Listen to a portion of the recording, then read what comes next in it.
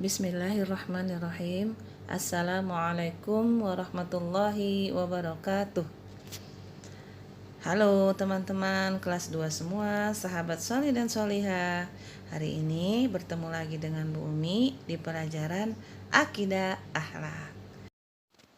Melanjutkan pelajaran pekan kemarin tentang akhlak tercela. Ya, kalau yang kemarin kita sudah bahas tentang egois, sekarang kita bahas tentang bohong.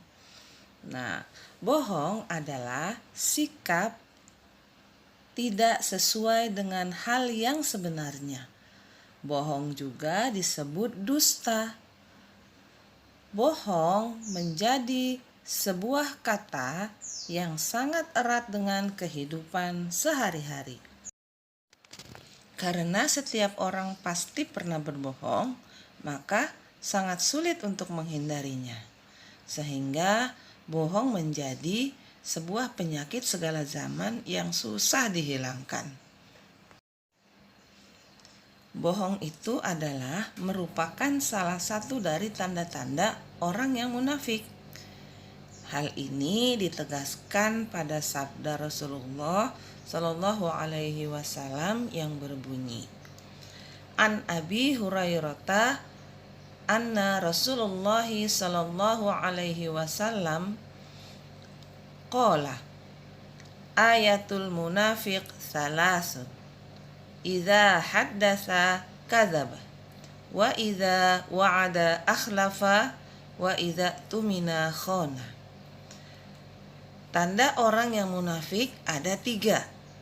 Apabila berbicara bohong, apabila berjanji mengingkari janjinya, dan apabila dipercaya berbuat khianat. Hadis riwayat Bukhari dan Muslim. Dalam hadis lain juga Rasulullah menjelaskan tentang kedustaan atau tentang bohong, yaitu yang artinya dan sesungguhnya kedustaan akan membimbing menuju kejahatan, dan kejahatan akan membimbing menuju neraka.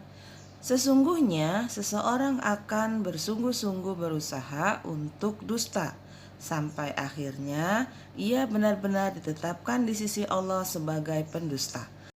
Hadis riwayat Bukhari dan Muslim.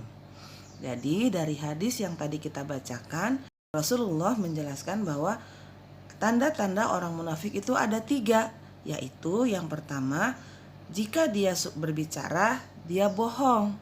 Yang kedua, jika dia berjanji, maka dia mengingkari janjinya, tidak menepati janjinya. Yang ketiga, yaitu jika dia dipercaya, dia berkhianat. Nah, berikut adalah akibat yang ditimbulkan dari sifat bohong itu.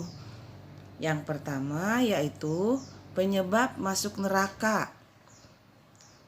Sudah pasti ya, ketika orang berbohong dan berbohong terus, maka ia akan berdosa. Dan lama-kelamaan dia akrab dengan dustanya itu akan menyebabkan dia masuk neraka. Kemudian yang kedua yaitu tidak mendapat syafaat Rasulullah.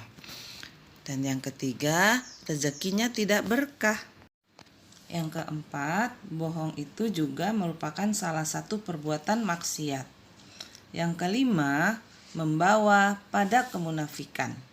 Dan yang keenam, bisa menimbulkan pertengkaran. Yang ketujuh, akibat dari sifat bohong itu adalah memperbanyak musuh. Jadi sudah otomatis kalau kita itu suka berbohong, maka akan banyak yang tidak suka dengan kita.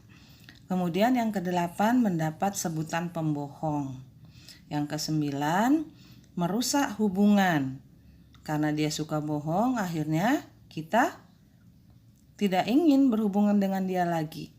Yang kesepuluh, membuat hati tidak tenang. Dan yang kesebelas, melahirkan kebohongan baru. Jadi ketika kita sudah 1 kali berbohong, untuk menutupi bohong kita yang pertama, pasti kita itu akan berbohong lagi. Dan yang terakhir adalah kalau kita suka berbohong, akan dijauhi teman. Nah, ada yang mau dijauhi sama teman? Tidak ya, sudah pasti tidak mau. Karena kita hidup itu butuh teman. Nah, semoga ya kita semua itu dijauhi dari sifat bohong. Karena ketika kita bicara jujur atau tidak bohong, maka orang tua akan sayang kepada kita, teman-teman sayang kepada kita, bahkan yang utama adalah Allah juga sayang pada kita. Selesai sudah pelajaran kita tentang bohong hari ini. Marilah sama-sama kita mengucapkan Alhamdulillahirabbil alamin.